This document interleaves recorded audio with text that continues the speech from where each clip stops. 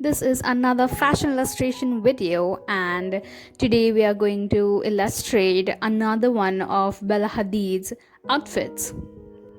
You can use any kind of textured brush like a pencil brush or a airbrush normal or trapezoid for this, because this is a velvet dress, as you can see, so we'll have to use such kind of brushes.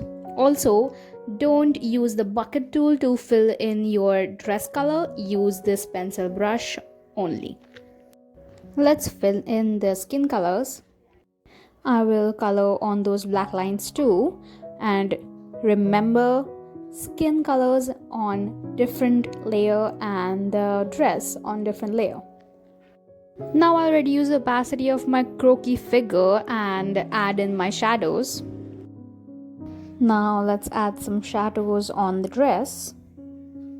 Those wrinkles on the dress are also shown by using the highlights and shadow colors, like this.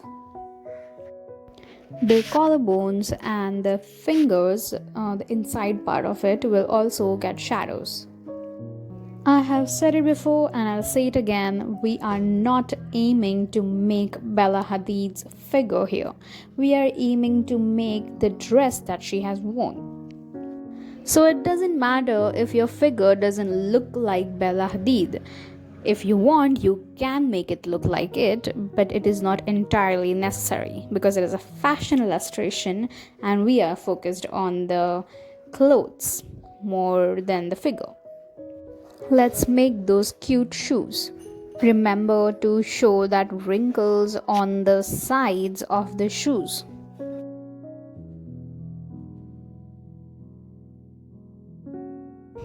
Now it's time to add some highlights. Remember to use those textured brushes because we want to give that texture, that velvet texture to the dress.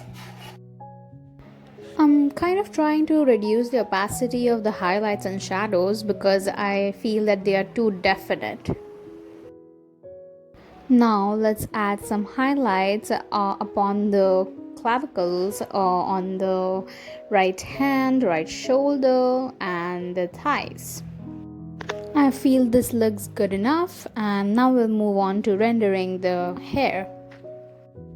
For rendering the hair, what I do is make the basic shape of the hair and fill in the basic color, and then I'll go use my brush called hair to take some strands out or give it a rough look, messy look basically.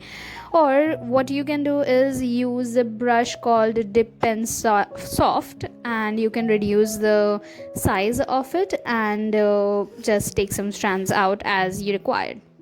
Even to give shadows and highlights to the hair, you can use a brush called hair. For illustrating accessories, you can basically do trial and error using different brushes, which suits the best, which does not. So here I concluded that for neck piece you can use chain 3 outline color, and for earrings you can use any round brush. So that's it from my side. I hope you guys learned something new, and if you did, you know the drill. Like, share, comment and subscribe, and I'll see you in the next video.